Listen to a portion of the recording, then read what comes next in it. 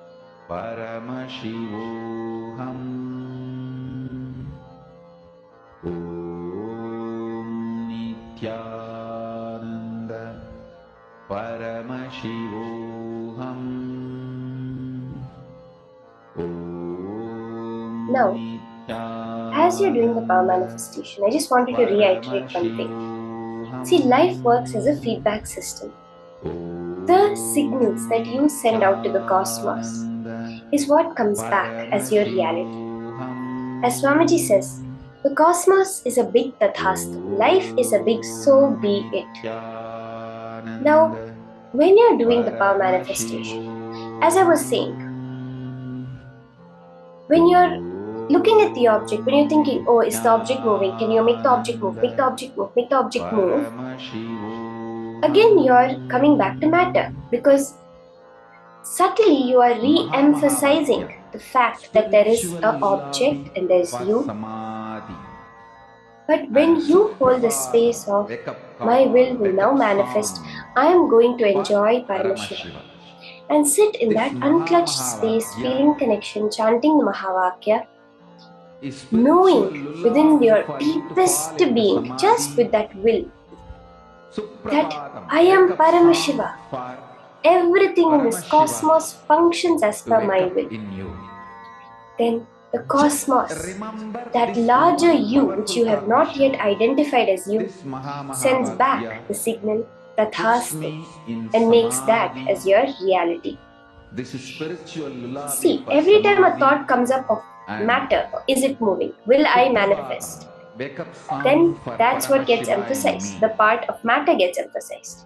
Every time the feeling inside, the belief, the decision, the will inside comes, I am Paramashiva. That is what gets strengthened. So focus on centering yourself purely on your Paramashivatva. I am Paramashiva whether or not I believe it. Function as Paramashiva. Act as Paramashiva would act. Sit as Paramashiva would sit. Think as Paramashiva would think. We'll have some more time for doing the power manifestation.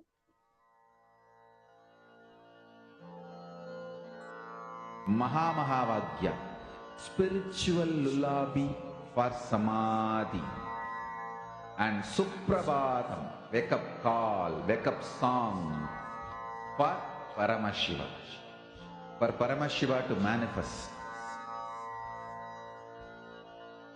With this one spiritual powerful cognition, chant this Mahavagya.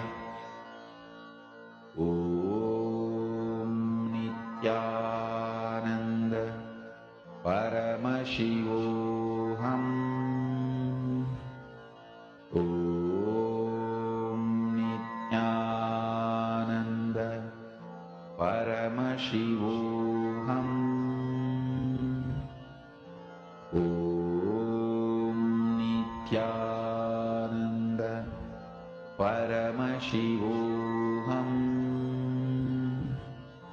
Om Nithyananda Paramashivoham.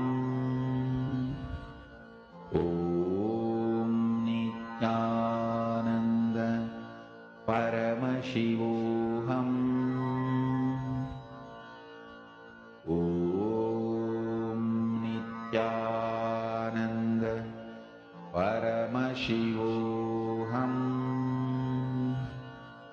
Om Nithyananda Paramashivoham.